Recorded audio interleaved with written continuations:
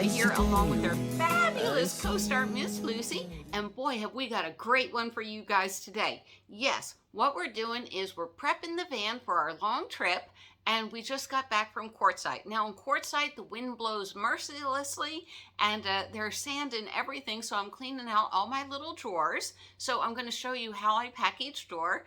One of the things for being on the budget is you should do some cooking. Yes, and we don't do cooking. What we do is basically reheating. So I'm going to show you how I do my utensil drawer, my condiments, and everything like that. I do like the Joann's one better.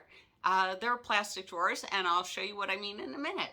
You done, Lucy? Okay, you said hello. So the photography is not the greatest. So it says this is my silverware drawer, and this I pulled out of my van. And what I like about it is, you see this, as I push down, there's not a lot of give. Now the Walmart ones, they'll just bulge, and silverware's a little bit heavy.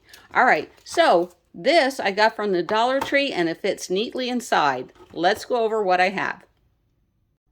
Grocery Outlet had like a mega bag of shrimp for $10, so that's my little shrimp fork. Guess what I'm having today? Shrimp, yay!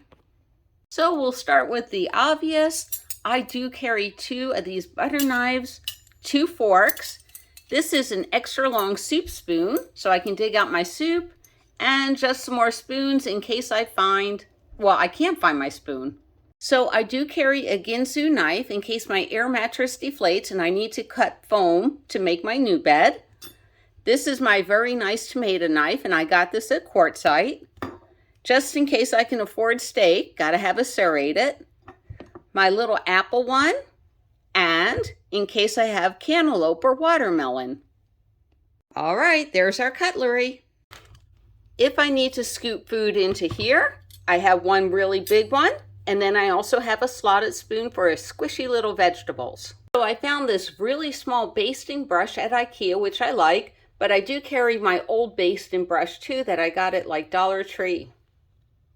Why carry a basting brush? Because I like cooking in my GoSun oven, and I'll show you how I baste things. East Coast gal, can't go without the nutcracker. And of course the can opener. Sometimes tuna and chicken are cheaper without the pull tab, so yeah, a nice can opener. This is my itty bitty little green pan, upside down. It's 10 years old. See the bottom? All right, that's why we have our little plastic tongs and our little, whatever that's called. This is my bottle. I have 2 of these, and it gets real dirty. This bottle brush doesn't really fit well in the drawer, but then I have the little one for the cap, so I have 2 bottle brushes. Itty bitty ladle for soup. Itty bitty potato masher that I got at Daiso. Save your paper towels. I got a scraper, and this is from REI.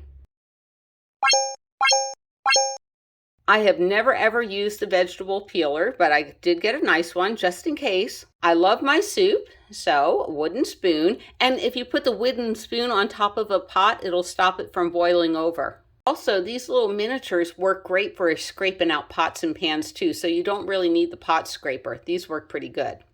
And there we go. Everything fits in there nice and snug. All right, join us tomorrow where we'll do our spice jars. Miss Lucy can't have spices, but I love my spices. What do we say, Miss Lucy?